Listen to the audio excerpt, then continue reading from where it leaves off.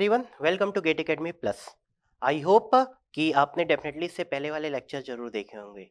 आज हम फिर से आपका फेवरेट सब्जेक्ट स्टार्ट करने वाले हैं, that is digital electronics. Definitely आपने प्रीवियस लेक्चर में अभी तक आपने क्या सीखा? प्रीवियस लेक्चर में हमने देखा था एसिंक्रोनस काउंटर, और हमने एसिंक्रोनस का यू कैन से पूरा पोस्टमार्टम ऑलरेडी कर दिया है। उसमें मुझे लगता है कि हम एवरी प्रोस्पेक्ट जितने पॉसिबल थे सभी प्रोस्पेक्ट को हमने टच कर लिया है। ठीक है, तो मुझे लगता है एसिंक्रोनस के कोई भी क्वेश्चन अब आप बना सकते हैं। एसिंक्रोनस में प्रॉब्लम क्या आती है, सबसे पहले आपको ये क्लियर होना जरूरी है। सबसे लास्ट पॉइंट मैंने आपको वही बताया था। एसिंक्रोनस में अगर हम फाइनल आउटपुट को फिर से जहां क्लॉक देते हैं वहां अगर फिर से इनपुट के फॉर्म पे लेके आते हैं, और you can say final output को आपको फिर से यूटिलाइज करना है फीडबैक पाथ के थ्रू। सो ऐसे केसेस में जब आप फर्स्ट क्लॉक देते हैं जब आप फर्स्ट क्लॉक देते हैं और जब हमें फाइनल आउटपुट मिल रहा है, हम चाहते हैं कि सेकेंड आउटपुट से सेकेंड क्लॉक से पहले वो फाइनल आउटपुट अवेलेबल हो। मतलब दो क्लॉक के बीच का डिफरेंस, क्लॉक का मतलब हमारे लिए क्या होता है? जो हम एक्सटर्नल क्लॉक देते हैं। जब भी हम क्लॉक बोलते हैं मतलब एक्सटर्नल क्लॉक की बात करते हैं, क्योंकि इंटरनल क्लॉक वहां पे फिर से जनरेट होती है एसिंक्रोनस काउंटर में। सो एक्सटर्नल क्लॉक हमारे पास जो थी उसमें अगर हम देखें दो पॉजिटिव एज और निगेटिव एज, इस वन क्लॉक का टाइम ड्यूरेशन कितना होना चाहिए? तो टोटल जो प्रोपगेशन डिले है उस प्रोपगेशन डिले से आपका जो दो क्लॉक के बीच का जो ड्यूरेशन है वो आपका ज्यादा होना चाहिए था, वो आपका ज्यादा होना चाहिए था। ठीक है, तो आई होप कि यहाँ तक आपको क्लियर है। सो अब अगर हम जैसे जैसे नंबर ऑफ फ्लिप फ्लॉप को बढ़ाते जाएंगे, जैसे जैसे हम नंबर ऑफ फ्लिप फ्लॉप को बढ़ाते जाएंगे, इससे हमारे साथ प्रॉब्लम क्या हो रही थी?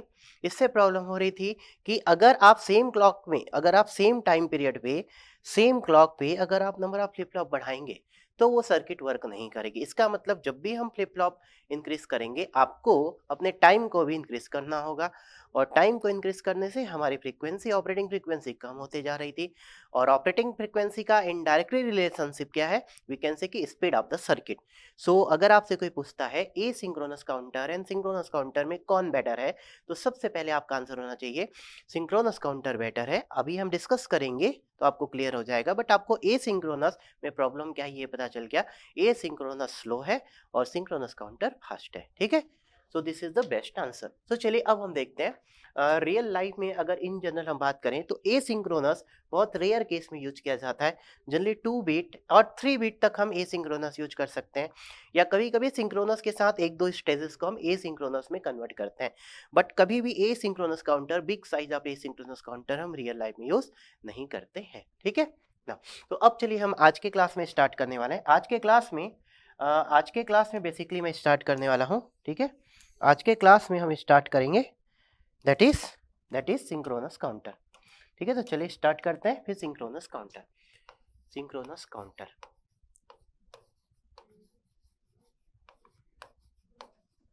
Synchronous counter. ठीक है, सिंक्रोनस काउंटर में आप सभी को इसका डेफिनेशन तो बहुत अच्छे से, सिंक्रोनस काउंटर में आप सभी को इसका डेफिनेशन बहुत अच्छे से क्लियर है। सिंक्रोनस काउंटर में इसका डेफिनेशन तो हम सभी को बहुत अच्छे से क्लियर है। या क्या होता है सिंक्रोनस काउंटर? इसमें हम क्लॉक एक साथ सभी फ्लिप फ्लॉप को अप्लाई करते हैं। क्या करते हैं? क्लॉक जितने भी फ्लिप फ्लॉप हैं, आप समझ लीजिए 2 हैंड है तो दो क्लॉक, दोनों फ्लिप फ्लॉप को एक साथ, अगर मेरे पास 10 हैंड होते और 10 फ्लिप फ्लॉप होते, सभी को हम एक साथ क्लॉक अप्लाई करते हैं। ठीक है, इससे पहले आपने रजिस्टर पढ़ा था, तो रजिस्टर्स को हम एसिंक्रोनस काउंटर की कैटेगरी में क्या रख सकते हैं? यस। सो मैं यहाँ पे एक एग्जाम्पल सबसे पहले लिख देता हूँ। अगर हम यहाँ बात करते हैं रजिस्टर्स की, अगर आप बात करें तो वहां भी मैंने आपको बताया था रजिस्टर्स क्या हो सकता है। Registers is a asynchronous counter. Register is a not asynchronous. Register आपके पास क्या है? Register is a synchronous counter, synchronous counter. ठीक है, अब काउंटर को हम 3 कैटेगरी से डिजाइन कर सकते हैं। एक कंप्लीट अप हो सकता है, कंप्लीट डाउन हो सकता है, कोई बीच में रुक सकता है। ठीक है, और एक रैंडम काउंटर भी हो सकता है जो स्टेजेस हमें चाहिए। तो रजिस्टर आपके पास अवेलेबल था, तो रजिस्टर के बाद आपको ये सिंक्रोनस काउंटर पढ़ने की जरूरत क्यों हुई? क्यों हुई हमें इसकी ज़रूरत? सो आप देखेंगे रजिस्टर में मैंने आपको बताया था कि रजिस्टर में serial input port, serial output port को ही आप आपस में कनेक्ट कर सकते थे। 3 डेटा उसमें शिफ्ट ही होंगे, सिर्फ एक डेटा को आप अपने अकॉर्डिंग मॉडिफाई कर सकते थे वहाँ लॉजिक गेट लगा के। बट बाकी 3 डेटा आपके सिर्फ शिफ्टिंग होंगे। मैं चाहता हूँ बीच के भी डेटा मेरे अकॉर्डिंग चेंज हो, तो शिफ्ट से नहीं, शिफ्ट में सिर्फ ट्रेवल करेंगे। तो रजिस्टर में आपने देखा सभी स्टेजेस, सभी 16 के स्टेजेस 4 बिट में हमारे लिए पॉसिबल नहीं था, ठीक है। और दूसरा आपने देखा रजिस्टर में जैसा ऑर्डर हम चाहते हैं वैसा ऑर्डर मिलना भी हमारे लिए पॉसिबल नहीं था, ठीक है। तो इसलिए अब हमें रजिस्टर को मॉडिफाई डेफिनेटली करना पड़ेगा। तो हमें एक ऐसी सर्किट चाहिए जिसमें मैं जो चाहता हूँ, अगर हम 4 बिट की बात करें तो जैसे आउटपुट स्टेट्स हम चाहते हैं वैसा हमें मिल जाए, ठीक है ना। इससे पहले ए सिंक्रोनस में आपने बात की थी, सिंक्रोनस में सॉरी इससे पहले ए सिंक्रोनस में हमने बात की थी, और ए सिंक्रोनस में मैंने आपको बोला था कि ए सिंक्रोनस के क्वेश्चन को कभी भी अगर सॉल्व करना है तो आप ट्रूथ टेबल ड्रॉ नहीं करेंगे, आप हमेशा वेव फॉर्म ड्रॉ करेंगे। बट ओवरऑल कंक्लूजन के बाद हमें ये पता चला कि अगर हम एक्सपर्ट हैं तो हमें किसी भी एग्जाम पे वेव फॉर्म ड्रॉ करने की भी जरूरत नहीं है, हम उसको डायरेक्टली भी सॉल्व कर सकते हैं क्योंकि हमें पता है वो अप है या डाउन है। बट एमसीक्यू के लिए अगर आपको डिटेल आंसर लिखना होगा तो आपको वेव फॉर्म ड्रॉ करना पड़ेगा, ठीक है। बट सिंक्रोनस काउंटर में हमें ऐसा नहीं करना है, ठीक है। सिंक्रोनस काउंटर के कोई भी क्वेश्चन, यही सबसे इंपॉर्टेंट पॉइंट है, सिंक्रोनस काउंटर के सभी क्वेश्चंस को आपको कैसे सॉल्व करना है? By truth table, by truth table. बस यही एक छोटा सा डिफरेंस आपको क्लियर होना चाहिए, ठीक है, कि हम कैसे सॉल्व करना है। तो ए सिंक्रोनस को हमेशा वेव फॉर्म से सॉल्व करना है, सिंक्रोनस को हमेशा ट्रुथ टेबल से सॉल्व करना है, ठीक है। तो चलिए हम यहाँ पे स्टार्ट करते हैं। अगर हमें एक 2 बिट अप काउंटर चाहिए फॉर एग्जांपल, ठीक है, तो फर्स्ट एग्जांपल अगर मैं लेता हूँ, हमें यहाँ पे क्या चाहिए? 2 बिट अप काउंटर, ये हमें डिजाइन करना है। 2 बिट अप काउंटर हमें डिजाइन करना है, ठीक है। ये हमें डिजाइन करना है क्या? 2 बिट अप काउंटर, और कौन सी कैटेगरी का? सिंक्रोनस, ठीक है। तो यहाँ सबसे पहले आपको पता होना चाहिए हमें चाहिए क्या। सबसे पहला स्टेज 0 होगा, 0 के बाद हमें 1 चाहिए, 1 के बाद हमें 2 चाहिए, एंड 2 के बाद हमें 3 चाहिए, और 3 के बाद वापस आपको क्या चाहिए? 0 चाहिए। ये आपका 2 बिट अप काउंटर है। अगर आप इसे बाइनरी में लिखते हैं तो सबसे पहले हमें 0 0 चाहिए, 0 0 के बाद नेक्स्ट स्टेट हमें 0 1 चाहिए। ये जो हम एरो लगाते हैं इसका मतलब होता है क्लॉक, क्लॉक देने के बाद नेक्स्ट स्टेट। इसके बाद हमें नेक्स्ट स्टेट 1 0 चाहिए, और इसके बाद हमें नेक्स्ट स्टेट 1 1 चाहिए। क्लियर है? फिर से हमें नेक्स्ट स्टेट क्या चाहिए? 0 0 चाहिए। तो ऐसी सर्किट हमें डिजाइन करनी है, ठीक है। तो यहाँ आपको मैंने पहले बोला है बाय ट्रूथ टेबल, तो सबसे पहले आपको ट्रूथ टेबल बनाना है। अब ये किसके थ्रू डिजाइन करना है, ये सबसे इंपॉर्टेंट पॉइंट है। तो सबसे आसान जो होता है, सबसे आसान होता है that is by T flip flop counter. मैंने पहले ही बोला था जो सबसे आसान होता है by T flip flop, but वो ए सिंक्रोनस में ज्यादा आसान था। यहाँ आपकी चॉइस है, आप किसी से भी बना सकते हैं, आप जेके से भी बना सकते हैं, आप टी से भी बना सकते हैं, आप डी से भी बना सकते हैं। बट इन जनरल हम यहाँ पे क्या यूज करते हैं? तो सिंक्रोनस काउंटर में generally we use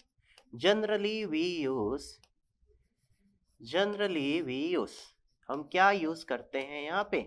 T flip flop he use करते हैं काउंटर में, टी फ्लिप फ्लॉप, ठीक है। बट टी फ्लिप फ्लॉप को हम जेके फ्लिप फ्लॉप से रिप्रेजेंट करके भी यूज करते हैं, ठीक है। तो जे और के में अगर आप दोनों को कनेक्ट कर देंगे तो टी फ्लिप फ्लॉप बन जाएगा। तो आप अगर यहाँ पे कभी भी डिजाइन देखेंगे सिंक्रोनस की, जनरली जेके के फॉर्म पे दी जाती है, बट जेके का जे और के कनेक्टेड होता है, इसका मतलब वो टी फ्लिप फ्लॉप ही होता है, ठीक है। तो काउंटर के अंदर most probably T flip flop होता है, रजिस्टर के अंदर most probably D flip flop होता है। बट हमें पता है किसी भी एक फ्लिप फ्लॉप को दूसरे से भी बनाया जा सकता है, इसलिए 100% ऐसा नहीं है कि हम वही यूज करेंगे। बट सबसे इजीएस्ट सर्किट, सबसे स्मॉलेस्ट सर्किट आपका रजिस्टर में डी फ्लिप फ्लॉप से मिलती है, काउंटर में टी फ्लिप फ्लॉप से मिलती है, ठीक है। आई होप कि इतना आपको कॉन्सेप्ट अब क्लियर है। तो चलिए अब इसे हम डिजाइन कैसे करेंगे। तो डिजाइन करना बहुत आसान है, जस्ट आप अपने दिमाग में रखना है कि सिंक्रोनस काउंटर डिजाइन करने के लिए हमें ट्रूथ टेबल की रिक्वायरमेंट है, ठीक है। सो ट्रूथ टेबल में हमें क्या चाहिए? प्रेजेंट स्टेट और नेक्स्ट स्टेट। तो आप ट्रूथ टेबल बनाएंगे, सबसे पहले लिखेंगे प्रेजेंट स्टेट, प्रेजेंट स्टेट, ठीक है।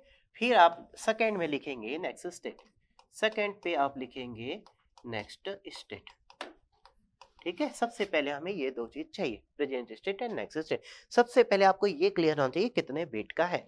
तो हमें 2 बिट अप काउंटर बनाना है। कितना बिट? 2 बिट। तो ये 2 बिट है, तो सबसे पहले आपको पता होना चाहिए यहाँ पे कितने बिट हैं। दिस इज 2 बिट है।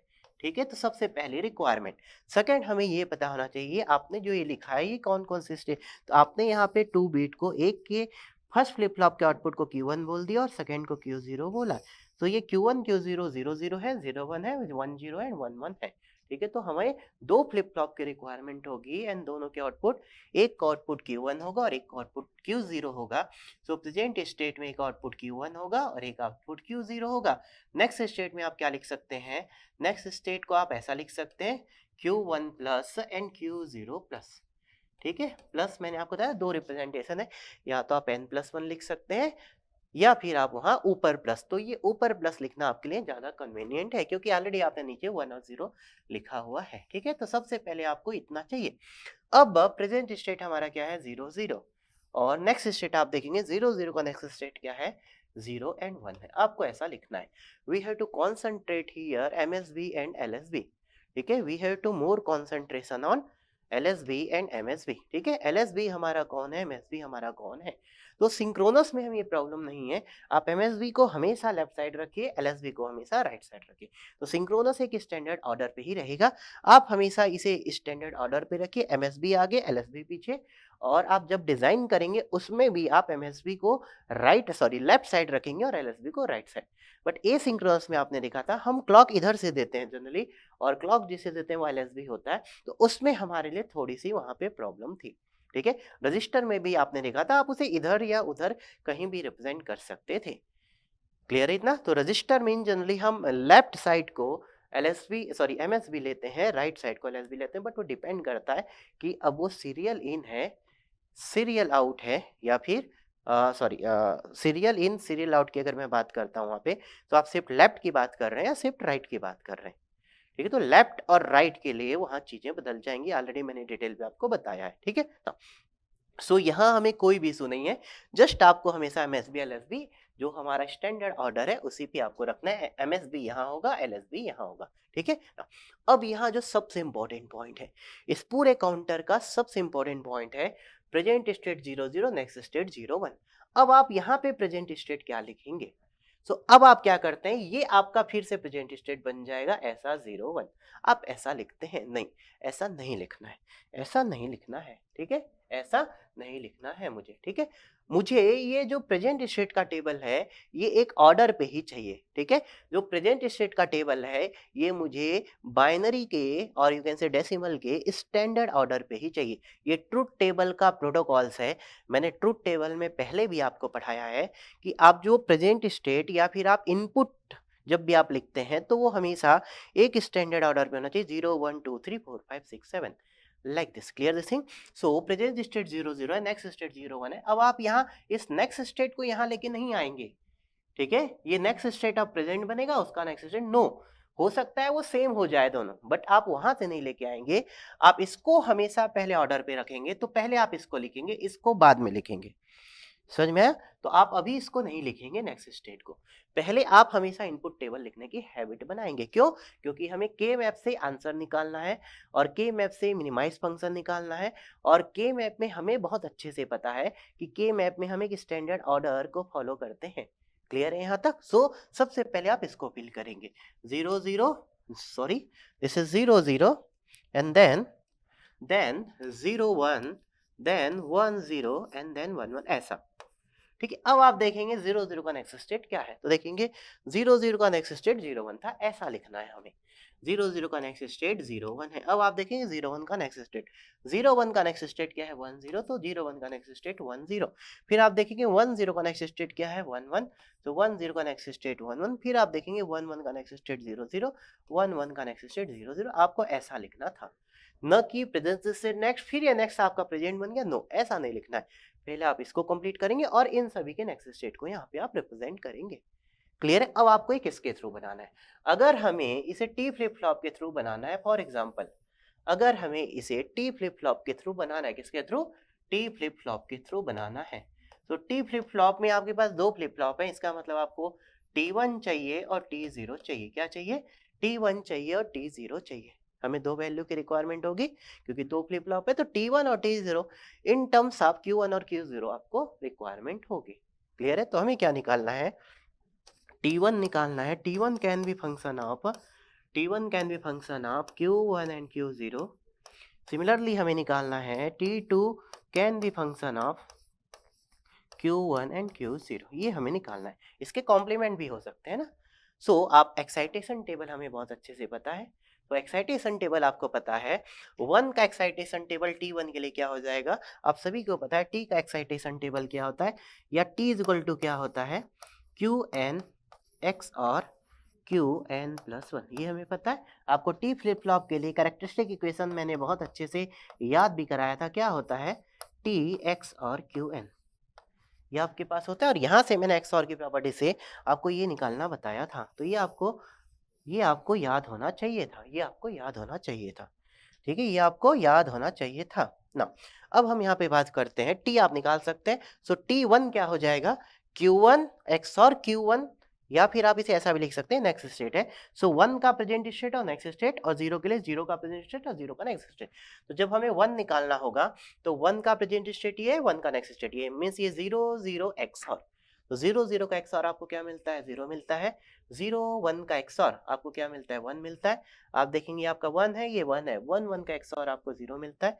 1 0 का XOR आपको 1 मिलता है। ठीक है, देख अब हमें 0 के लिए निकालना, तो 0 1 का XOR आपको 1 मिल जाएगा।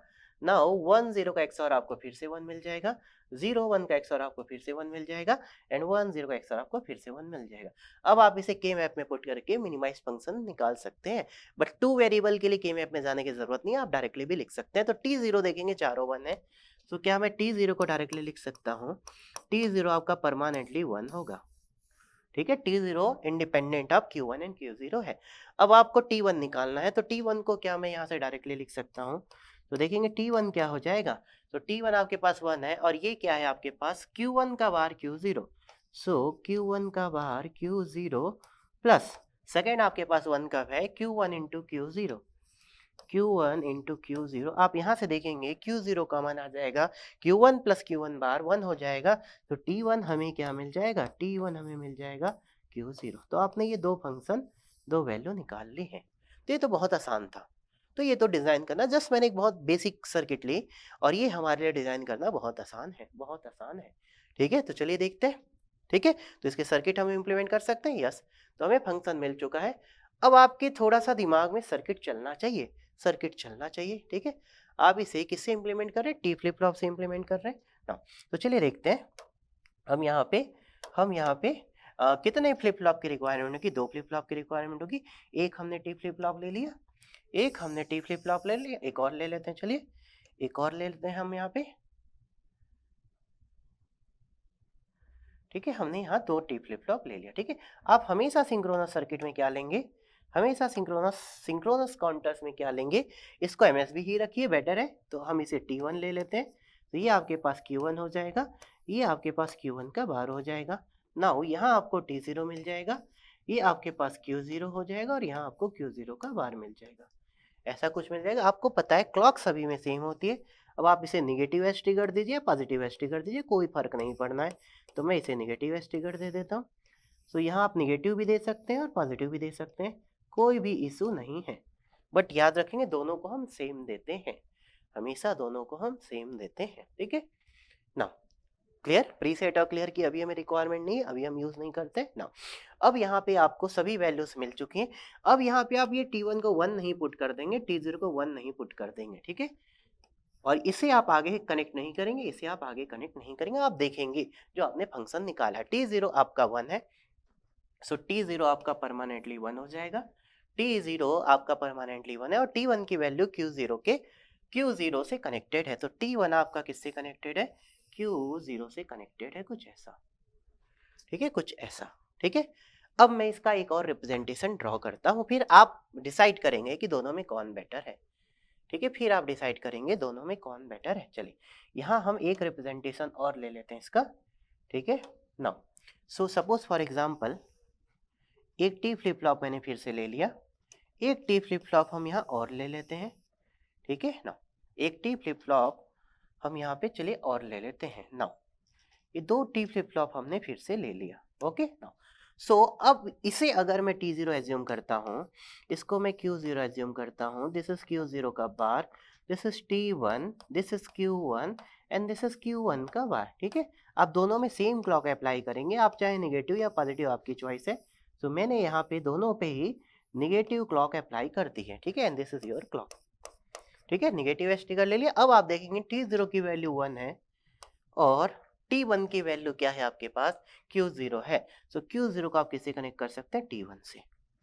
अब अगर मैं आपसे पूछता हूं, अब अगर मैं यहाँ आपसे पूछता हूं, अगर मैं यहाँ आपसे पूछता हूं, ठीक है, क्या पूछता हूं कि दोनों में कौन बेटर है, तो आप क्या बता सकते हैं, कौन अच्छा दिख रहा है आपको? डेफिनेटली नीचे वाला अच्छा दिख रहा है। तो अब LSB फ्लिप फ्लॉप को आप लेफ्ट साइड लेंगे और MSB फ्लिप फ्लॉप को राइट साइड लेंगे, लेकिन जब आप वैल्यू लिखेंगे तो इसको पहले लिखेंगे, इसको बाद में लिखेंगे। ठीक है, सो ये आपके पास ये आपके पास Q0 है और ये आपके पास Q1 है। ठीक है, तो जनरली हम इसे प्रेफर करते हैं। किसको प्रेफर करते हैं, इसको प्रेफर करते हैं, बट ये एग्जामिनर की चॉइस है, आपकी चॉइस है कि आप ऊपर वाले फर्स्ट रिप्रेजेंटेशन को फॉलो करने की कोशिश करते हैं या नीचे वाले सेकंड रिप्रेजेंटेशन को। ठीक है, बट आई रिकमेंडेड हम हमेशा सेकंड को फॉलो करने की कोशिश करेंगे, that will be better for us. Clear है? आई होप कि आपको ये बहुत अच्छे से क्लियर हो चुका है। तो चलिए देख लेते हैं एक बार। तो अभी तक आपने देखा यहाँ पे, अभी तक आपने देखा, ठीक है, सिंक्रोनस काउंटर में जस्ट हमने एक 2 बिट अप काउंटर लिया। तो आपको क्या करना था, आपको कुछ नहीं करना था, प्रेजेंट स्टेट और नेक्स्ट स्टेट का टेबल बनाना है और आपको एक्साइटेशन टेबल आना चाहिए, जिससे आप जिस भी फ्लिप फ्लॉप से बनाना है आप बना सकते थे। तो अभी आपने इसे टी फ्लिप फ्लॉप से बनाया। ठीक है, अब आप चाहते हैं सर क्या हम इसे डी फ्लिप फ्लॉप से बना सकते हैं, तो आपको यहाँ डी फ्लिप फ्लॉप यूज करना पड़ेगा, डी फ्लिप फ्लॉप का एक्साइटेशन टेबल यूज करना पड़ेगा, डी फ्लिप फ्लॉप से भी बना सकते हैं। ठीक है, और आप चाहे तो इसे जेके से भी बना सकते हैं। तो हम डी से भी बना सकते हैं, टी से भी बना सकते हैं और जेके से भी बना सकते हैं। ठीक है, तो अगर हम इसे डी से बनाते फॉर एग्जांपल तो क्या होता। अब आपके मन पे एक डाउट आ रहा होगा कि सर एक बार डी से बना के तो बताइए सर। चलिए बना देते हैं, कोई बात नहीं है। ठीक है, डी से भी बन जाएगा। तो अगर मैं इसे डी से बनाता हूं तो देखेंगे क्या होगा। अगर को आप चाहते हैं कि हम डी से बनाएं, डी फ्लिप फ्लॉप से अगर हम इसे बनाते हैं तो क्या हो जाएगा, तो डी फ्लिप फ्लॉप से आपको क्या मिल जाएगा, यहाँ D1 मिल जाएगा और यहाँ D0 मिल जाएगा। तो आपको पता है D1 as it is Q1 next state के बराबर हो जाएगा, तो दिस इज 0 1 1 0 और आपका D0 1 0 1 0 1 0 1 0। ठीक है, तो आपको यहाँ से वैल्यू चाहिए, किसकी वैल्यू चाहिए, अब D1 और D0 की। तो आप यहाँ निकाल सकते हैं D1 एंड D0 क्या हो जाएगा, देखेंगे ये आपके पास 0 1 1 0 है, तो D1 तो मुझे मिल चुका है, ये आपका क्या हो जाएगा Q1 बार Q0 प्लस Q1 Q0 बार, मतलब Q1 और Q0 का XOR, Q1 XOR Q0 लिख सकते हैं ना। आपको पता है मीन टर्म अगर 1 और 2 है मतलब क्या होता है, XOR गेट, और मीन टर्म अगर 0 और 3 है इसका मतलब XNOR गेट। ठीक है ना, अब आप देखेंगे D0 आपके पास क्या है, Q1 बार Q0 बार प्लस यहाँ से क्या हो जाएगा Q1 Q0 बार, दोनों में कॉमन कौन है, Q0 बार। तो मैं डायरेक्टली लिख सकता हूँ, या डायरेक्टली अगर नहीं समझ में आया तो चलिए आप ऐसा लिख लीजिए, ये 1 को आप क्या लिखेंगे Q1 बार Q0 बार प्लस सेकेंड 1 को आप क्या लिखेंगे, this is Q1 and Q0 का बार।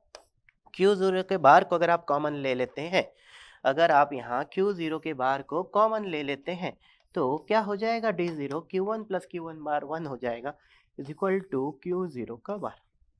सो हमें दोनों वैल्यू मिल गई, D1 भी मिल गई एंड D0 भी मिल गई। हमें दोनों वैल्यू मिल चुकी है, कौन, D1 भी मिल चुकी है, ये आपको D1 मिल चुकी है, सॉरी ये आपको यहाँ पे D1 मिल चुकी है, ये दिख रहा है D1, और यहाँ आपको क्या मिल चुका है, यहाँ आपको D0 मिल चुका है, ये आपके पास। क्लियर है? तो चलिए देखते हैं अब। ये दोनों हमें मिल चुका है ना। अब हमें अगर सर्किट डिजाइन करनी है, ये आपको टी फ्लिप फ्लॉप की सर्किट वैसे दिख रही है, ये आपके पास टी फ्लिप फ्लॉप की सर्किट थी। ठीक है ना, अब चलिए अगर आप चाहते हैं कि सर अगर हम डी फ्लिप फ्लॉप से डिजाइन करते हैं, ठीक है, मैंने अभी टी फ्लिप फ्लॉप से 2 डिजाइन बताई, एमएसबी लेफ्ट, एमएसबी राइट, ठीक है ना। अब अगर हम यहाँ बात करते हैं कि अगर आप चाहते हैं कि सर डी फ्लिप फ्लॉप से डिजाइन करिए, फिर हम डिसाइड करेंगे। अभी आप डिसाइड नहीं कर पा रहे हैं कि सर टी बेटर है कि नहीं है, और आप चाहते हैं, और अगर आप चाहते हैं कि सर आप हमें प्रूव करके बताइए कि कौन सी डिजाइन बेटर होगी, तो चलिए देख लेते हैं। अब अगर हम इसे डी से बनाते हैं तो डी से बेटर दिखेगा या टी से बेटर दिखेगा? बना तो हम किसी से भी सकते हैं, ये तो मैंने पहले ही आपको बता दिया है। आप जिससे चाहे बना सकते हैं। तो मैंने 2 डी फ्लिप फ्लॉप ले लिए। अब आप देखेंगे कि D1 किस पे डिपेंड कर रहा है, Q1 और Q0 पे, और D0 Q0 के बार पे डिपेंड कर रहा है। तो थोड़ा सा यहाँ पे कॉम्प्लिकेशन दिखने वाला है। मैं चलिए इसे 0 नंबर मान लेता हूँ। तो अगर आपके पास ये आपके पास D0 है और ये आपके पास Q0 है, ये आपके पास Q0 का बार है, और यहाँ हमारे पास D1 है, हमारे पास Q1 है, और हमारे पास Q1 का बार है। ठीक है, क्लॉक आप सभी को सेम क्लॉक अप्लाई करते हैं। मैंने सेम क्लॉक अप्लाई कर दिया, मैंने सेम क्लॉक अप्लाई कर दिया। आप चाहें तो नेगेटिव स्टिकर भी ले सकते हैं, और आप चाहें तो पॉजिटिव स्टिकर भी ले सकते हैं। आपकी चॉइस थी, आपकी चॉइस थी, ठीक है। आप चाहें तो नेगेटिव भी ले सकते हैं, आप चाहें तो पॉजिटिव भी ले सकते हैं। तो अब आप देखेंगे मुझे D1 क्या चाहिए, Q1 और Q0 का XOR। इसका मतलब D1 के पहले एक XOR गेट होगा। क्या होगा? एक XOR गेट होगा, और इस XOR का आउटपुट कहाँ जाएगा? D1 पे जाएगा। कहाँ जाएगा? ऐसा D1 पे जाएगा। और इसके जो 2 इनपुट्स हैं, इसके 2 इनपुट हमारे पास क्या होंगे? एक तो आपके पास Q0 हो जाएगा, एक इनपुट आपके पास Q0 हो जाएगा, और सेकेंड इनपुट आप देखेंगे Q1 होगा। सो सेकेंड इनपुट इसका क्या हो जाएगा? आपके पास Q1 हो जाएगा, ऐसा कुछ। ये आपके पास Q1 आउटपुट है, और ये आपके पास यहाँ पे ये आपके पास Q0 है, ये आपके पास Q0 है, ठीक है ना। नेक्स्ट अगर हम बात करते हैं D0 Q0 का बार है। सो D0 आपके पास किससे कनेक्ट होगा? D0 Q0 के बार से कनेक्ट होगा। सो Q0 के बार को आप किससे कनेक्ट कर सकते हैं? इस D0 से कनेक्ट कर सकते हैं, ऐसा कुछ, ऐसा कुछ। क्लियर है? आप इससे ऐसे कनेक्ट कर सकते हैं। क्लियर? सो ये हमारा बन गया, क्या बन गया? 2 bit up counter by D flip flop. अब आप मुझे बताएं कौन सी सर्किट आपको बेटर दिख रही है, कौन सी सर्किट आपको बेटर दिख रही है, ठीक है ना। यहाँ आप देख सकते हैं ये आपके पास T1 MSB है, और ये आपके पास LSB है। यहाँ आपके पास ये आपके पास LSB है, और यहाँ हमारे पास ये MSB है, ऐसा कुछ। क्लियर है? ये आपके पास LSB है, दिस इज LSB, और यहाँ हमारे पास ये MSB है। अब आप चाहते हैं कि सर यहाँ आप अपोजिट करके दिखाएं कि अपोजिट में हम देखते हैं कौन हमें बेटर दिख रहा है। तो यहाँ ज़्यादा आपको बहुत ज़्यादा फर्क नहीं पड़ने वाला है, फिर भी चलिए हम चाहें तो देख सकते हैं। अगर आप यहाँ इसकी सेकंड डिज़ाइन रिप्रेजेंट करना चाहते हैं, आप चाहते हैं कि सर MSB को आप इस साइड लीजिए, और आप चाहते हैं कि सर LSB को आप दूसरे साइड लीजिए। सो आप क्या कर सकते हैं यहाँ पे, चलिए हम यहाँ फिर से 2 फ्लिप फ्लॉप ले लेते हैं ना।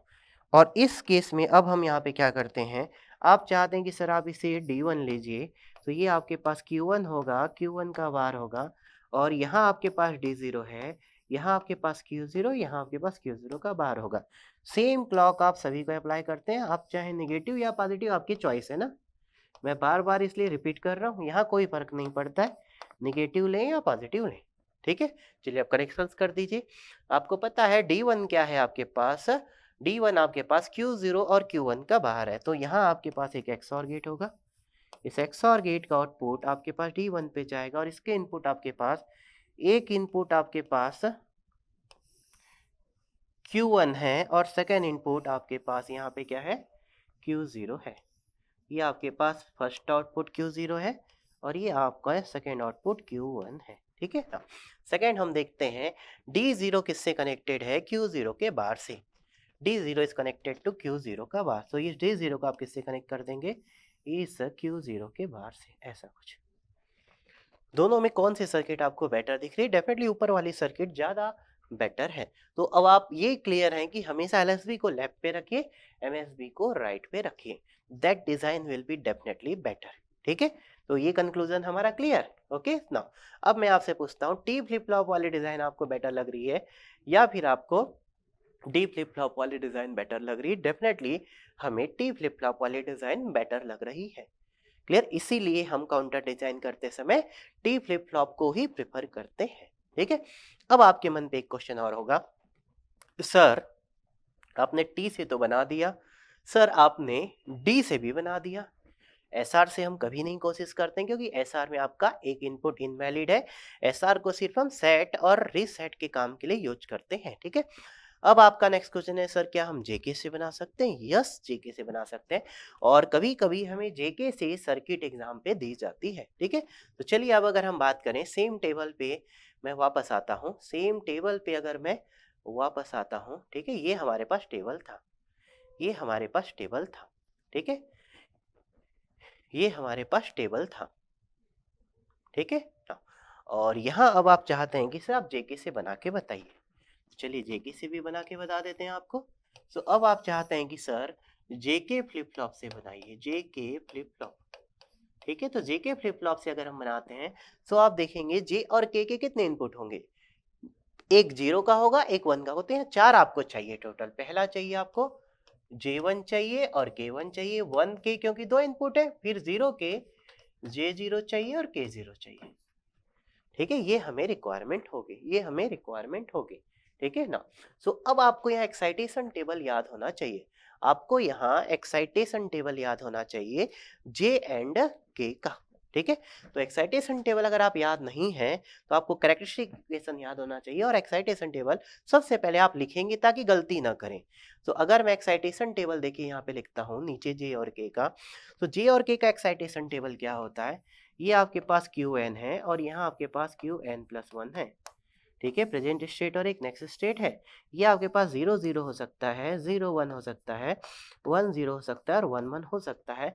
तो आपका जे और के क्या होता है, ये आपके 0 होता है, ये x होता है, ये 1 होता है, ये x होता है, ये x होता है, ये 1 होता है और ये x होता है, ये 0 होता है।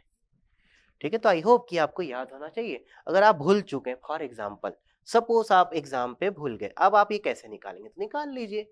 अगर आप एग्जाम पे सपोज इसे भूल चुके हैं, सपोज, ठीक है, आप भूल चुके हैं, तो आपको पता है Q n plus 1 is equal to क्या होता है, J Q n bar plus K bar Q N, ये हमें पता है बहुत अच्छे से। ठीक है, सो अब आप यहाँ पे देखेंगे अगर प्रेजेंट स्टेट नेक्स्ट 0 0 तो आप फास्ट निकाल सकते हैं। ये हमें 0 चाहिए, ये आपको 0 गिवन है, तो ये 0, तो इसको आपको 0 बनाना है, तो ये 0 का बार, ये तो आपके पास 1 है, तो जे डेफिनेटली 0 होना चाहिए। और जे अगर 0 है, ये ऑलरेडी 0, के बार कुछ भी हो सकता है तो के कुछ भी हो सकता है, 0x। और मैंने आपको बताया था अगर ये 0x है तो ये x 0 होगा, उसका अपोजिट। दो ही निकाल के चेक कर सकते हैं, 0 1 पे क्या होगा, क्यू एन आपका 0 है तो क्यू एन बार, और ये आपको यहाँ पे 1 चाहिए।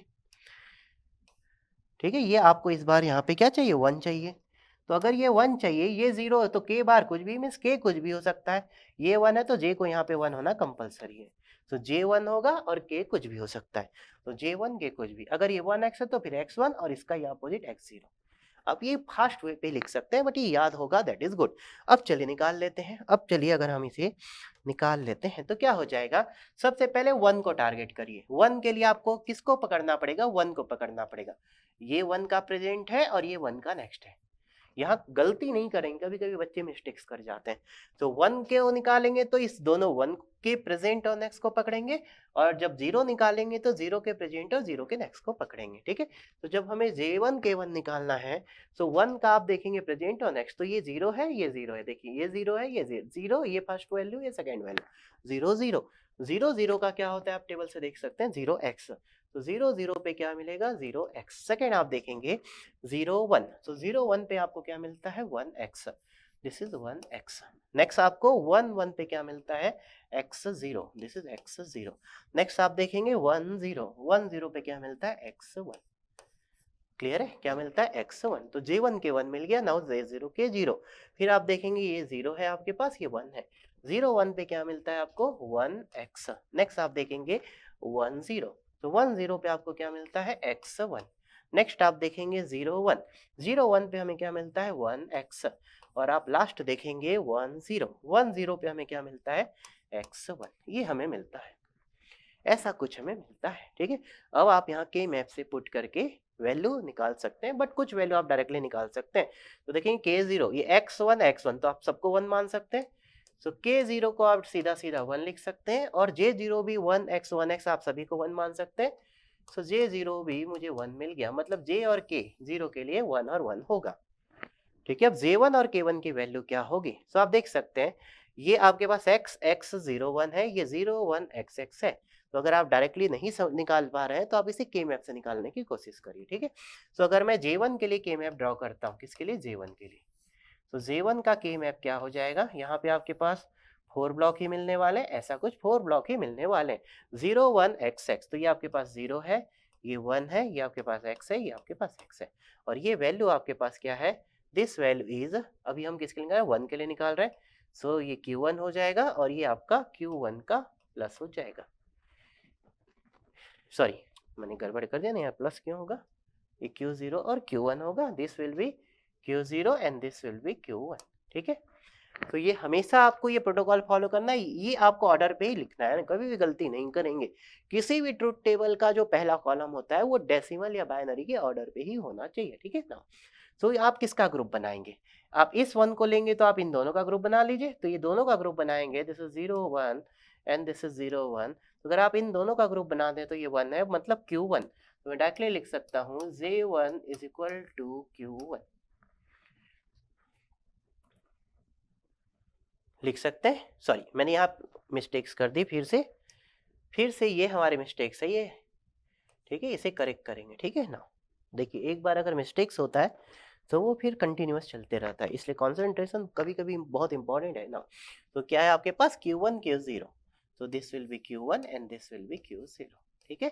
सो ये क्या हो जाएगा आपके पास? This is not Q1, this will be Q0, this will be Q0, ठीक है। मुझे समझ में आ गया था कि Q1 नहीं हो सकता था, इसीलिए तुरंत मैंने चेक कर लिया, एक्सपीरियंस है, ठीक है। चलिए, तो J1 हमें मिल गया Q0। सिमिलरली आप K1 भी निकाल सकते हैं। तो अगर हम K1 निकालते हैं यहाँ पे, तो K1 क्या हो जाएगा? K1 सेम आपका K मैप, ये आपके पास Q1 है, ये आपके पास Q0 है, ये या 0 है, 1 है, 0 है, 1 है। हमारे K1 की वैल्यू XX01, XX01। तो इस 1 के लिए आप फिर से ये ग्रुप ले सकते हैं। तो फिर से आपको क्या मिल गया? तो K1 भी आपको सेम मिल गया Q0, ये दोनों सेम है, ये दोनों सेम है, ठीक है। मतलब J0 K0 भी सेम है और J1 K1 भी सेम है। J0 K0 1 के बराबर है, J1 K1 Q0 के बराबर है। तो आपको ये कुछ सिमिलर दिख रहा है, किससे सिमिलर दिख रहा है? आप देखेंगे, आपको याद हो चुका है J1 और K1 Q0 के बराबर है, J0 K0 आपका किसके बराबर है? आपका 1 के बराबर है। तो आप देखेंगे ये 1 है और ये Q0 के बराबर है। अब आपको मैंने बताया था कि JK इसके थ्रू आपने T कैसे बनाया था। तो चलिए अब अगर हम इसे JK के थ्रू बनाएं तो क्या हो जाएगा? तो अगर आप इसे चाहते हैं JK के थ्रू बनाएं तो सबसे पहले यहाँ LSB को रखेंगे, MSB को बाद में रखेंगे, MSB को बाद में रखेंगे, ठीक है ना। ये हमने रख दिया। चलिए अब आप यहाँ पे देखेंगे ये आपका हमेशा LSB होगा। सो ये J0 हो जाएगा, K0 हो जाएगा। यहाँ आपके पास Q0 है, ये Q0 का बार है। यहाँ आपको J1 मिल जाएगा, यहाँ आपको K1 मिल जाएगा, यहाँ आपको Q1 मिल जाएगा और यहाँ Q1 का बार मिल जाएगा। सेम क्लॉक आप सबको अप्लाई करेंगे, और आप चाहे निगेटिव एज ट्रिगर या आप चाहे तो पॉजिटिव एज ट्रिगर, ठीक है। हम निगेटिव की ले रहे हैं सभी में, तो मैंने सभी में अभी निगेटिव यूज किया, ये सेम क्वेश्चन है क्योंकि। अब यहाँ आप सबसे इंपॉर्टेंट चीज देखेंगे, ये आपके पास Q0 है, ये आपके पास Q1 है, ठीक है ना। अब यहाँ आप देखते हैं, चलिए J1 और K1 की वैल्यू सेम है, तो आप इन दोनों को कनेक्ट कर देंगे आपस में, ये दोनों सेम है। अब जब ये दोनों को आप कनेक्ट कर दिए तो ये अपने आप T फ्लिप फ्लॉप ही तो बन गया। यस, तो ये T फ्लिप फ्लॉप ही है। जस्ट T फ्लिप फ्लॉप को आपने J और K में स्प्लिट कर दिया। सो T से आप निकालिए, आप लास्ट में JK से उसे चेंज कर सकते हैं, या फिर आप JK से निकाल के T से चेंज कर सकते हैं, कोई इशू नहीं है, ठीक है। तो ये दोनों सिमिलर हैं, जस्ट यहाँ T होगा, आप इसी को यहाँ पे ले दीजिए और इसे J लिख दीजिए, K लिख दीजिए। सिंपल, सिर्फ इतना ही डिफरेंस होगा T से JK में कन्वर्ट करने में, JK से T में वापस जाने में। अब आप देखेंगे J0 K0 भी यहाँ पे सेम था, J0 K0 भी आपका सेम था, और ये J0 K0 की वैल्यू क्या है? 1 है, यहाँ देखेंगे ये T0 की वैल्यू 1 थी एंड J1 K1 की वैल्यू क्या है आपके पास Q0 है, तो ये मैंने Q0 से कनेक्ट कर दिया। ठीक है, यहाँ आपके पास Q0 आउटपुट मिल चुका है और यहाँ आपके पास Q1 आउटपुट मिल चुका है। तो देखेंगे both circuit is same, this both circuit is same. Clear है? तो आई होप कि अब आपको कंक्लूजन बहुत अच्छे से क्लियर हो चुका होगा। सो आप देख सकते हैं, यहाँ पे मैंने आपको सभी तरीके से रिप्रेजेंट करके आपको बताया है। ठीक है, मैंने आपको सभी तरीके से रिप्रेजेंट करके बताया है। ये आपको 5 रिप्रेजेंटेशन दिख रहा है। ठीक है, अब आप इनमें से डिसाइड कीजिए कौन सा रिप्रेजेंटेशन आपके लिए सबसे बेटर है। कौन सा रिप्रेजेंटेशन आपके लिए सबसे बेटर है? तो डेफिनेटली ये वाला रिप्रेजेंटेशन हमारे लिए सबसे बेटर है, सबसे बेटर है। तो ऐसा नहीं कि डी फ्लिप फ्लॉप से काउंटर नहीं बनाया जा सकता, बनाया जा सकता है, बट रजिस्टर से नहीं बनाया जा सकता था। क्यों? रजिस्टर में इसका आउटपुट यहां जाता, Q1 आपका D0 में जाएगा। अगर ये कौन सा रजिस्टर है आपका? शिफ्ट राइट रजिस्टर है। तो अगर ये शिफ्ट राइट होता तो ये इससे कनेक्ट होता, बट यहाँ ऐसा नहीं है, इसलिए ये एक शिफ्ट रजिस्टर नहीं है। This is design is by D flip flop. तो register, shift register and D flip flop के काउंटर्स में डिफरेंस है। शिफ्ट रजिस्टर में आप इंटरनली कुछ चेंज नहीं कर सकते, बट आप काउंटर डिजाइन करते समय डी फ्लिप फ्लॉप का यूज करके किसी भी इनपुट को अपने अकॉर्डिंग मॉडिफाई कर सकते हैं। क्लियर है? सो आई होप कि आपको ये सर्किट अब बहुत अच्छे से क्लियर है।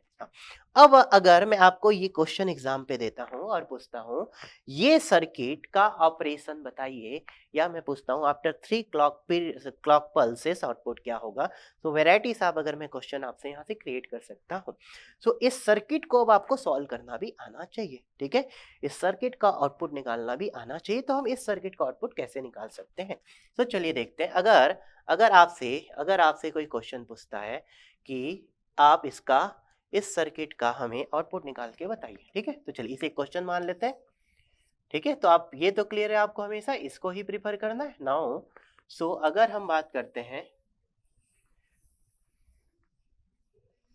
ठीक है, इस सर्किट को हमें फॉलो करना है नाउ। तो चलिए अब अगर मैं इसे क्वेश्चन बना लेता हूँ। ठीक है, अब अगर हम इसे क्वेश्चन बना लेते हैं नाउ। सो ये मैंने उसे यहाँ कॉपी कर लिया है। ठीक है ना, थोड़ा बड़ा कर देते हैं चलिए आपके लिए। ठीक है, तो ये हमें, आपको पता है इसका आंसर 2 बीट अप काउंटर होगा क्योंकि आपने डिजाइन किया है। अब हमें नहीं पता ये क्या है और आपसे पूछा गया है कि ये क्या है, आप इसका आउटपुट बताइए, तो आप कैसे निकालेंगे? तो अभी जैसा दिखा ये Q0 है, ये Q1 है, तो आप क्या करेंगे, आप यहाँ पे क्या करेंगे देखेंगे, एज इट इज ऐसा लिख लेंगे Q0 एंड Q1। ठीक है, हमें इनिशियल नहीं दिया जाता तो इनिशियल हम इन जनरल एज्यूम कर लेते हैं 0, बट हमें इन जनरल इनिशियल दिया जाता है। इनिशियल अगर हमें दिया गया है 0 0, क्या दिया गया इनिशियल हमें? इनिशियल अगर हमें दिया गया है 0 0, ठीक है, तो ये 0 0 होगा। ठीक है, अब जैसे ही क्लॉक 1 देंगे व्हाट विल हैपन, जैसे ही क्लॉक 1 देंगे व्हाट विल हैपन। देखिए इसको सॉल्व करने के दो तरीके, एक थोड़ा सा बड़ा ट्रूथ टेबल बनाए, या फिर आप सिर्फ एक सिंगल लाइन के ट्रूथ टेबल पे आंसर निकाल सकते हैं नेक्स्ट स्टेप नेक्स्ट। इसके लिए आपको अपने आप को समझना पड़ेगा कि you are the flip flop, you are the flip flop, और क्लॉक आप खुद दे रहे हैं, आप अपने हैंड को समझ लीजिए क्लॉक दे रहे हैं। ऐसा अगर आप इतना समझ लेते हैं तो ये क्वेश्चन आपके लिए आसान हो जाएगा। ठीक है, तो समझेंगे, थोड़ा सा यहाँ पे मेहनत करना पड़ेगा, बट एक बार आप प्रोसेस करने लग जाएंगे तो सभी क्वेश्चन आसानी से बन जाएंगे। सो इनिशियल 0 0 है। ठीक है, तो हम मान लेते हैं इनिशियल 0 0 है, ये आपका इनिशियल 0 था, ये इनिशियल 0 था। ठीक है, चलिए अब जब भी नेक्स्ट क्लॉक देंगे उससे पहले आपको ये दोनों के इनपुट पता होने चाहिए, ये दोनों के इनपुट पता होने चाहिए। तो अब ये 0 0 का काम हो चुका है, ये 0 ही है और ये 0 है, तो ये इनपुट आपका नेक्स्ट क्लॉक के लिए 0 बन जाएगा, और ये परमानेंटली 1 है, ये परमानेंटली 1 है, ये परमानेंटली आपका 1 है। तो अब इस 0 को मैं हटा देता हूँ, इस 0 को मैं हटा देता हूँ। ठीक है ना, आपको इनपुट मिल चुका है, ये 1 है और ये 0 है। तो नेक्स्ट क्लॉक देने से पहले मुझे इनपुट चाहिए। अब जैसे नेक्स्ट क्लॉक देंगे, ये t का इनपुट 1 है, मतलब ये वाला टॉगल करेगा, और ये 0 है मतलब ये कुछ नहीं करेगा, जैसा है वैसा का वैसा रहेगा। तो ये सेकेंड वाला जो फ्लिप फ्लॉप है ये एज इट इज सेम रहेगा। ये सेकेंड वाला जो फ्लिप फ्लॉप है हमारे पास, सेकेंड वाला जो फ्लिप फ्लॉप है ये एज इट इज सेम रहेगा, और पहला वाला फ्लिप फ्लॉप टॉगल करेगा। तो पहले क्या था, 0 था, 0 का टॉगल आपको 1 मिल गया, समझ में आया? अब आपको क्लॉक 2 देना है। तो क्लॉक 2 देने से पहले आपको ये क्लियर होना चाहिए, अभी ये आउटपुट आपका 1 है और ये आउटपुट आपका 0 है, ठीक है? ये आउटपुट आपका 0 है। नाउ अब अगर आप यहाँ बात करते हैं, मुझे फिर से ये इनपुट चाहिए होगा, ठीक है? सो ये 1 यहाँ चले जाएगा, ये 1 आपको यहाँ चले जाएगा। इसका मतलब ये आपको 1 मिल गया, ठीक है? मैं आउटपुट को रिमूव कर देता हूँ फिर से, ठीक है? सो दैट आपको थोड़ा-सा कन्फ्यूज़न कम हो। मुझे इनपुट से मतलब है, ये 1 है और ये 1 है। तो जैसे ही सेकंड क्लॉक देंगे, ये भी टॉगल करेगा और ये भी टॉगल करेगा। सो जैसे ही आप सेकंड क्लॉक देंगे, बोथ फ्लिप-फ्लॉप टॉगल हो जाएँगे। सो ये आपका 1 का 0 हो जाएगा और ये 0 का 1 हो जाएगा। आप कब तक रिपीट करेंगे? जब तक वैल्यू रिपीट नहीं हो जाती, जब तक आप प्रोसीड करते चलेंगे। अब आप देखेंगे, अगर हम क्लॉक 3 के बाद की बात करें, तो अभी आउटपुट आपके पास 0 और 1 है, तो ये आपके पास 0 है और ये आपके पास 1 है, ठीक है ना? अब आपको नेक्स्ट क्लॉक से पहले वापस इनपुट चाहिए। तो ये 0 है, ये यहाँ 0 पहुँच जाएगा, तो ये 0 आपका आगे 0 पहुँच जाएगा, ये 0 यहाँ पहुँच गया। अब मुझे आउटपुट की ज़रूरत नहीं है क्योंकि ऑलरेडी आउटपुट आपने यहाँ पे लिखा हुआ है, तो अभी मैं इसे हटा देता हूँ ऐसा, ठीक है? तो अभी आपके पास इनपुट है, तो नेक्स्ट क्लॉक से पहले हमें इनपुट चाहिए, इनपुट 1 और 0 है, तो जैसे ही क्लॉक देंगे ये टॉगल करेगा और ये एज इट इज सेम होगा क्योंकि इसका इनपुट 0 है। सो आपको पता है टी फ्लिप फ्लॉप में इनपुट 0 होता है तो नो चेंज होता है और 1 होता है तो टॉगल होता है। तो आपको ये समझ में, ये हर बार टॉगल कर रहा है, ये हर बार टॉगल कर रहा है और ये हर बार टॉगल नहीं कर रहा है। तो अभी आपका ये पहला वाला फ्लिप फ्लॉप टॉगल करेगा तो 0 से आपको 1 मिल जाएगा, 0 से आपको यहाँ पे 1 मिल जाएगा और ये नो टॉगल, ये 1 का 1 ही रहेगा। फिर से आप एक और क्लॉक देंगे, क्लॉक 4।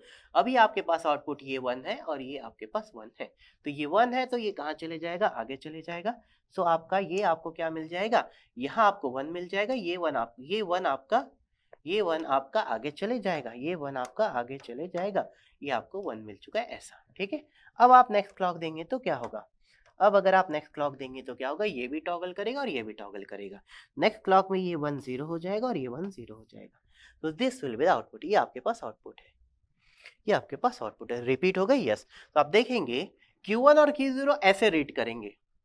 सो अगर आप Q1 और Q0 को लिखना चाहें तो आप ऐसे रीड करेंगे, इनिशियल 0 0 है, ये आपका 0 1 है, ये 0 1, ये आपके पास 1 0 है और ये आपके पास 1 1 है और फिर आपके पास 0 0 है।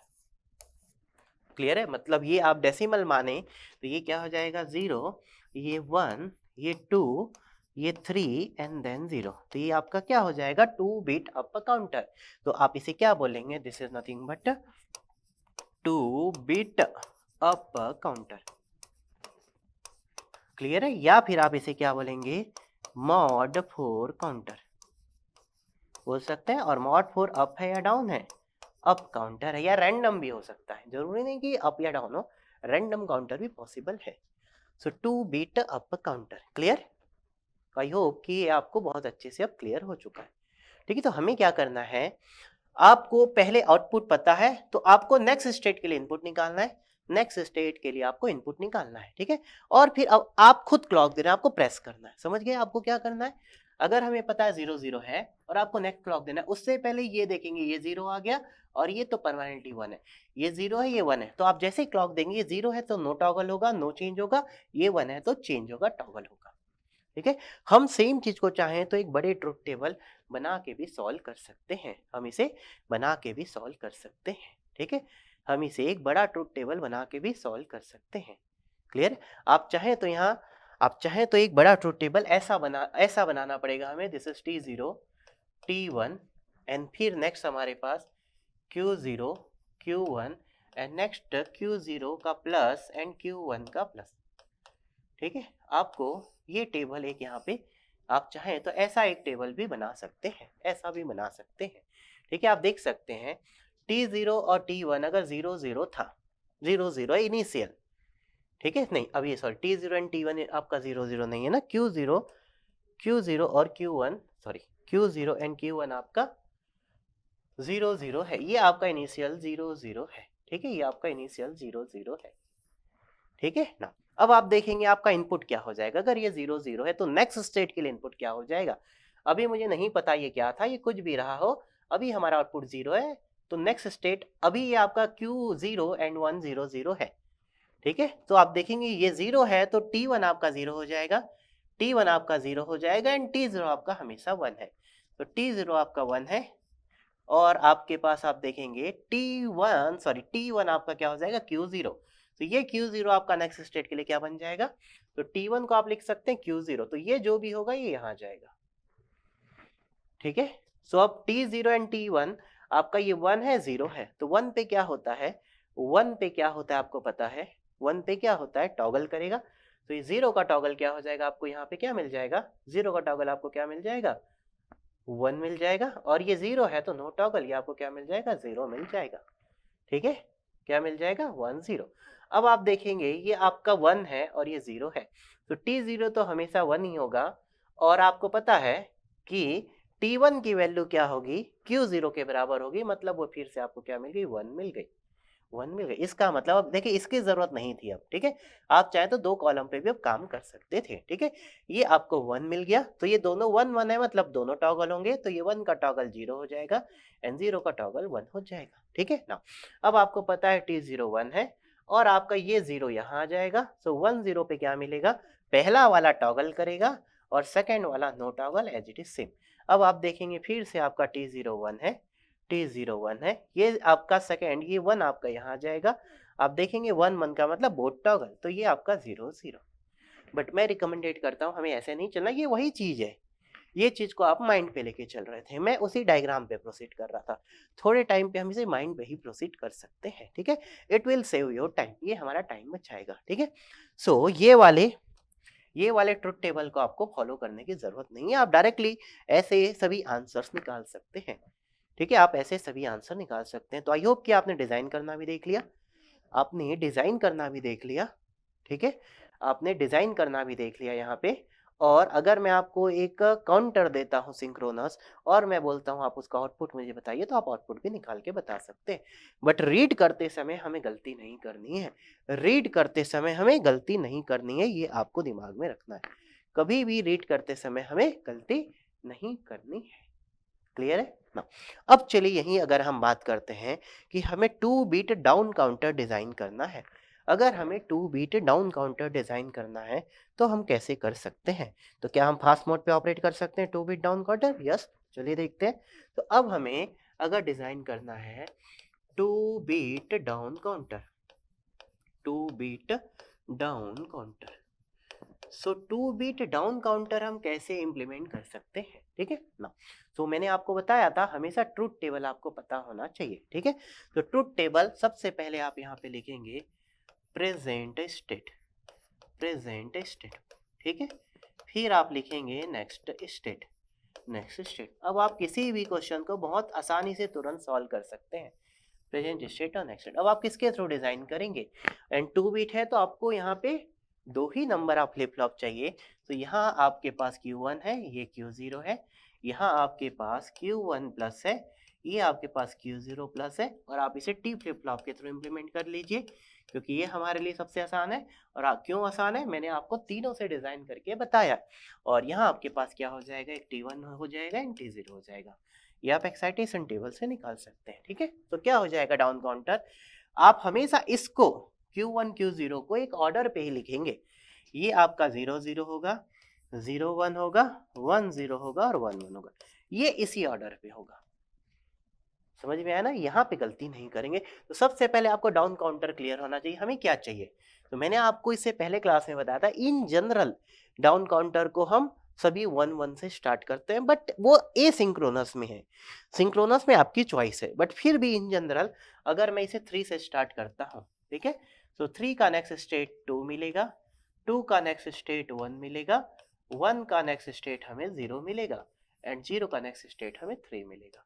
अगर आप इसे बाइनरी पे लिखते हैं तो 1 1 1 1 का नेक्स्ट स्टेट 1 0, 1 0 का नेक्स्ट स्टेट 0 1 एंड 0 1 का नेक्स्ट स्टेट 0 0 एंड फिर से 0 0 का नेक्स्ट स्टेट आपको क्या मिल जाएगा, 1 1 मिल जाएगा। ठीक है, और ये किसकी वैल्यू आपने लिखा है, आपने Q1 और Q0 की वैल्यू लिखा है। ठीक है, आपने Q1 और Q0 की वैल्यू यूज किया है। क्लियर है, चलिए, सो अब यहाँ बात करते हैं, तो 0 0 का नेक्स्ट स्टेट आप वहां से लिखेंगे। 0 0 का नेक्स्ट स्टेट आपको क्या मिल रहा है, 1 1। 0 1 का नेक्स्ट स्टेट आपके पास क्या है, 0 0। 1 0 का नेक्स्ट स्टेट आपके पास क्या है, 0 1। एंड 1 1 का नेक्स्ट स्टेट आपके पास क्या है, 1 0। ऐसा लिखना था आपको। बहुत सारे बच्चे यहाँ पे क्या करते हैं, यहाँ लिखेंगे 1 1, 1 1 का नेक्स्ट स्टेट यहाँ 1 0, फिर यहाँ 1 0 लिखेंगे, 1 0 का नेक्स्ट स्टेट 0 1, फिर यहाँ 0 1 लिखेंगे, 0 1 का नेक्स्ट स्टेट 0 0, फिर यहाँ 0 0 लिखेंगे, 0 0 का नेक्स्ट स्टेट 1 1। कभी भी ऐसा नहीं करना है, लिसन माई वर्ड। क्लियर है?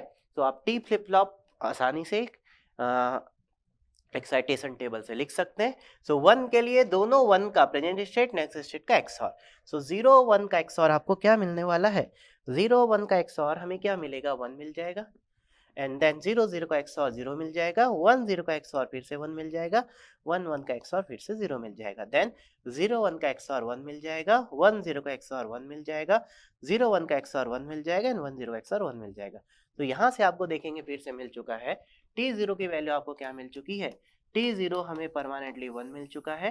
एंड T1 आपको यहाँ पे क्या मिलेगा, T1 ये दो प्लेस पे 1 है, तो क्या लिख सकते हैं, Q1 का बार Q0 बार, Q1 बार Q0 बार, ये पहला मेन टर्म है। Second main term 1 means Q1 Q0 बार, Q1 Q0 बार। यहाँ से आप देखेंगे Q0 बार अगर कॉमन आ जाएगा तो आपको रिजल्ट क्या मिल जाएगा, Q0 का बार।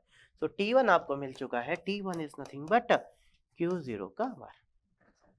क्लियर है? सो चलिए हम इसका डायग्राम भी बना सकते हैं। सो आपके सर्किट क्या हो जाएगी, आप LSB को किधर रखेंगे, हमेशा देखेंगे Q0 T1 पे जा रहा है तो 0 को आप लेफ्ट साइड पे ही रखिए। तो हमेशा LSB को आप इधर रखिए, आप हमेशा LSB को इसी साइड रखेंगे, ठीक है। आप LSB को इसी साइड रखेंगे, ठीक है ना, हमेशा। बट एग्जामिनर की चॉइस है, वो आपको क्या देना चाहते हैं, ठीक है। तो मैं इसे T0 रख लेता हूँ और इसे हम T1 रख लेते हैं, ठीक है।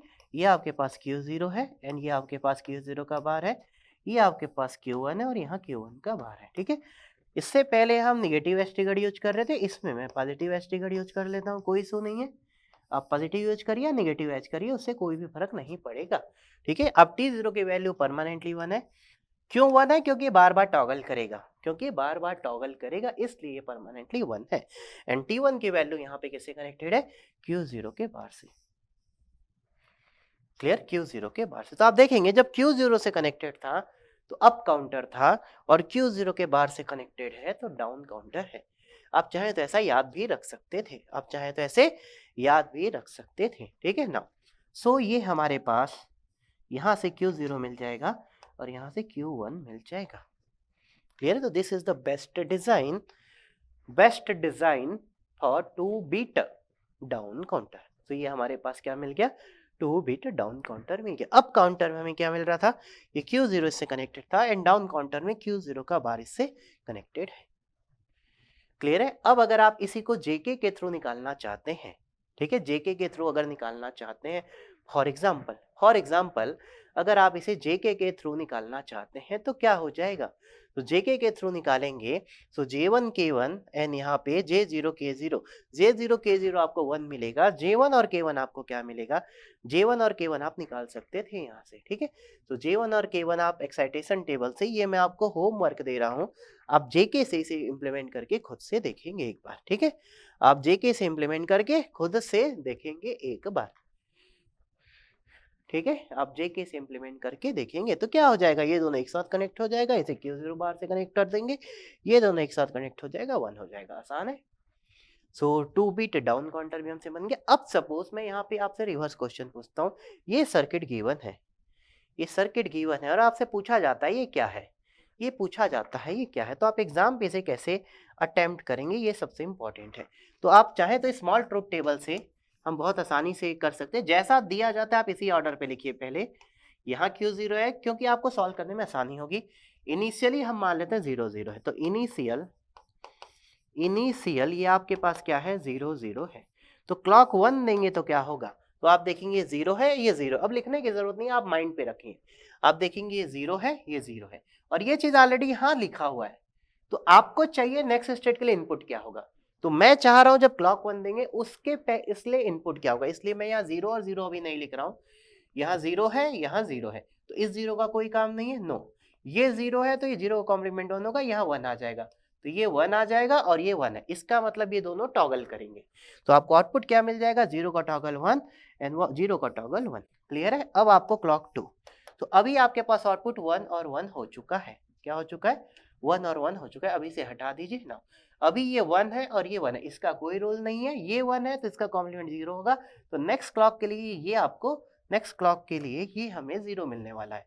तो ये 1 है और ये 0 है, इसका मतलब ये टॉगल होगा पहला वाला, दूसरा वाला नो टॉगल। पहला वाला तो हर बार टॉगल होगा, ये आपका क्या होगा, नो टॉगल, तो इसे नो टॉगल कर देते हैं। पहला वाला टॉगल हो जाएगा 1 का टॉगल 0, सेकेंड वाला no toggle. And next clock में क्या होगा, नेक्स्ट क्लॉक में क्या होगा, ये अभी देखेंगे क्या हो चुका है, 0 है, ये आपके पास 0 है और ये आपके पास 1 है। तो नेक्स्ट क्लॉक के लिए देखेंगे, नेक्स्ट क्लॉक के लिए आप देखेंगे ये 0 है और ये 1 है, इसका कोई रोल नहीं, ये अगर 0 है तो ये 1 हो जाएगा और ये 1 होगा तो यहाँ 1 आ जाएगा। इसका मतलब दोनों ही टॉगल करने वाले हैं, दोनों ही टॉगल करेंगे, मीन्स ये आपका 0 का टॉगल 1 होगा एंड 1 का टॉगल 0 होगा। नेक्स्ट क्लॉक 4 में क्या मिलेगा, अभी देखेंगे ये 1 है और ये 0 है। अभी अगर आप देखेंगे, अभी अगर आप देखेंगे तो ये आपके पास 1 है और ये आपके पास 0 है, इसका कोई काम नहीं, ये 1 का बार यहाँ 0 होगा, यहाँ आपको 0 मिल जाएगा, यहाँ आपको 0 मिल जाएगा। ठीक है, सो ये 1 है, ये 0 है, मीन्स पहला वाला टॉगल होगा, सेकेंड वाला नो टॉगल।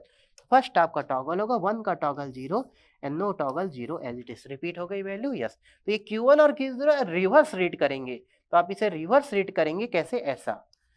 ठीक है, आप इसे कैसे रीड करेंगे, रिवर्स रीड करेंगे। ठीक है, आप इसे क्या रीड करेंगे, रिवर्स रीड करेंगे, आप ऐसे रीड करेंगे, ऐसा रीड करेंगे, क्योंकि Q1 Q0 जस्ट अपोजिट है।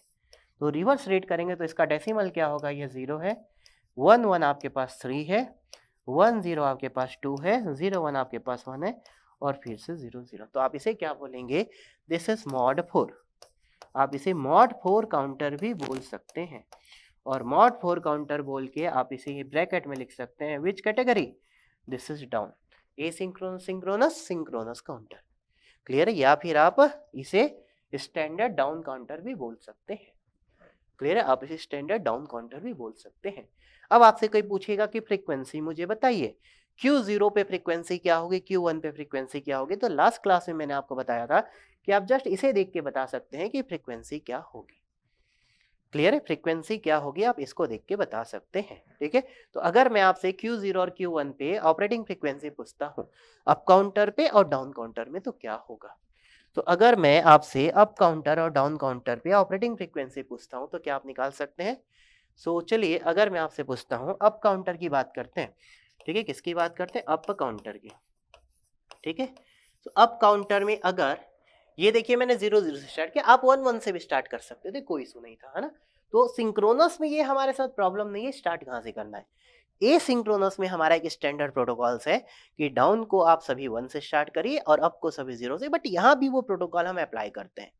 तो इन जनरल डाउन को हम सभी 1 से स्टार्ट करते हैं और अप को सभी 0 से स्टार्ट करते हैं, बट यहाँ उससे हमें प्रॉब्लम्स नहीं होती हैं।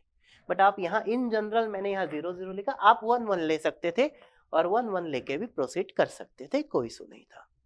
ठीक है, ये आपको, चलिए मैं होमवर्क दे देता हूँ, आप 1 1 लेके प्रोसीड करके जरूर देखेंगे। ठीक है ना। अब चलिए, अगर यहाँ बात किया जाता है, अप काउंटर हमने पढ़ा, डाउन काउंटर पढ़ा, इनमें फ्रीक्वेंसी Q0 और Q1 पे क्या होगी। सो Q1 एंड Q0 अगर इनिशियली 0 0 है, फिर 0 1 है, फिर 1 0 है, फिर 1 1 है, फिर 0 0 है, फिर 0 1 है, फिर 1 0 है, 1 1। मैंने आपको बोला है कि एटलीस्ट आप 2 बार वैल्यू को रिपीट करिए ना। अब अगर आप यहाँ पे देखते हैं, ये 0 1 0 1 0 1 0 1, ये कंप्लीट चल रहा है, मतलब ये आपका एक, ये रिपीट हो रही। इसका मतलब यहाँ जो, इसका जो आपका टाइम पीरियड होगा, टाइम पीरियड ऑफ Q0 वो 2 टाइम्स ऑफ टी क्लॉक के बराबर होगा। मतलब फ्रीक्वेंसी क्या होगी, हाफ होगी। यहाँ आप देखेंगे 0 0 1 1, तो ये चारों बार बार रिपीट हो रहा है, ये 4 रिपीट होंगे। तो यहाँ जो टाइम पीरियड ऑफ Q1 है वो आपके पास क्या होगा, ये आपके पास time period of Q1, sorry, time period of Q1 आपको यहाँ पे क्या मिल जाएगा। ठीक है, सो टाइम पीरियड ऑफ Q1 हमें क्या मिल जाएगा, time period of Q1 4 times of T clock. ठीक है, तो फ्रीक्वेंसी क्या हो जाएगी, अगर आप फ्रीक्वेंसी एट f0 निकालना चाहते हैं तो f clock by 2 मिल जाएगी, और फ्रीक्वेंसी एट Q1 MSB ही मेन आउटपुट होता है, तो हमेशा MSB को आप लिखेंगे क्या, एफ क्लॉक बाय एन, जितना स्टेट वो काउंट करता है। ये कितना स्टेट काउंट कर रहा है, 4, तो ये हमेशा 4 होगा। ठीक है, तो मैं last state MSB flip flop की फ्रीक्वेंसी आप हमेशा कैसे निकालेंगे, इस फॉर्मूले से। क्या अप काउंटर में आपने देखा, क्या डाउन काउंटर में भी सेम होगा या डिफरेंट होगा? चलिए डाउन काउंटर की भी अगर हम बात कर लेते हैं, अगर आपके पास डाउन काउंटर है तो डाउन काउंटर में भी आंसर आपको सेम मिलेगा, आप चेक कर सकते हैं। अगर हमारे पास Q1 Q0 है, अगर इसे आप 1 1 से स्टार्ट करते हैं, देन 1 0, देन 0 1, देन 0 0, देन फिर से 1 1, देन 1 0, देन 0 1, देन 0 0। ठीक है, तो आप यहाँ पे अगर ग्रुप बनाते हैं, यहाँ पे अगर आप देखते हैं कब 1 0 1 0, तो ये आपका रिपीट हो रहा है, ये रिपीट हो रहा है, ये रिपीट हो रहा है, ये रिपीट हो रहा है। इसका मतलब यहाँ जो टाइम पीरियड है T of Q0 2 times of T clock होगा, तो फ्रीक्वेंसी ऑफ Q0 क्या मिल जाएगा, Q0 पे फ्रीक्वेंसी आपको क्या मिलेगा, डिवाइड बाय 2 ही मिलेगा। और अगर हम यहाँ बात करते हैं तो देखेंगे ये आपके पास 4 है और ये आपके पास 4 है, तो यहाँ जो आपको टी ऑफ Q1 मिलने वाला है 4 टाइम्स ऑफ टी क्लॉक मिलेगा। इसका मतलब फ्रीक्वेंसी एट Q1 ये आपका हमेशा एफ क्लॉक बाय एन होगा, और n कितना यहाँ पे 4 है, सो एफ क्लॉक बाय 4। तो मुझे लगता है कि अब आप किसी भी फ्लिप फ्लॉप में, चाहे वो सिंक्रोनस हो या एसिंक्रोनस हो, किसी भी पॉइंट पे फ्रीक्वेंसी बहुत आसानी से निकाल सकते हैं। किसी भी पॉइंट पे फ्रीक्वेंसी बहुत आसानी से आप निकाल सकते हैं। क्लियर है? So now we are expert in 2 bit up counter and 2 bit down counter. मैंने JK DT सबसे आपको बताया, MSB को राइट पे रखा, LSB को लेफ्ट पे रखा, LSB को राइट पे रखा, MSB को लेफ्ट पे रखा, फिर हमने कंक्लूजन निकाला फाइनली। अब हमें 3 बीट पढ़ना है, तो हमें 3 बीट किसके थ्रू पढ़ना है, टी के थ्रू पढ़ना है। टी को JK में आप तुरंत कन्वर्ट कर सकते हैं या JK को टी में तुरंत कन्वर्ट कर सकते हैं, तो हम टी के थ्रू पहले निकालेंगे। JK बोला जाएगा तो जस्ट टी को स्प्लिट कर देंगे 2 पार्ट में, टी को J और K बना दीजिए, जिससे कनेक्टेड है आपसे कनेक्ट कर दीजिए। तो अब ये आसान हो चुका है, तो सिंक्रोनस काउंटर हमारे लिए बहुत आसान हो चुका है। ठीक है, चलिए तो इस लेक्चर को आज यहाँ पे ओवर करते हैं, और नेक्स्ट लेक्चर में फिर हम स्टार्ट करेंगे 3 bit up counter, 3 bit down counter, और वहाँ पे फिर हम बात करेंगे कि हम कोई रैंडम काउंटर कैसे बना सकते हैं, कोई मॉड एन काउंटर हम कैसे बना सकते हैं। ठीक है, तो चलिए आप ऐसे एंजॉय करते रहिए, सीखते रहिए हमारे साथ, और डेफिनेटली आप यहाँ काउंटर में इस लेवल तक धीरे से पहुंच जाएंगे कि आप किसी को भी काउंटर पे चैलेंज कर सकते हैं। तो जिन्हें भी काउंटर टफ टॉपिक लगता था, मुझे लगता है आपके लिए काउंटर सबसे आसान टॉपिक बन जाएगा। ठीक है, तो चलिए मिलते हैं नेक्स्ट लेक्चर में 3 बीट सिंक्रोनस काउंटर के साथ। Okay, thank you, take care, bye bye, जय हिंद।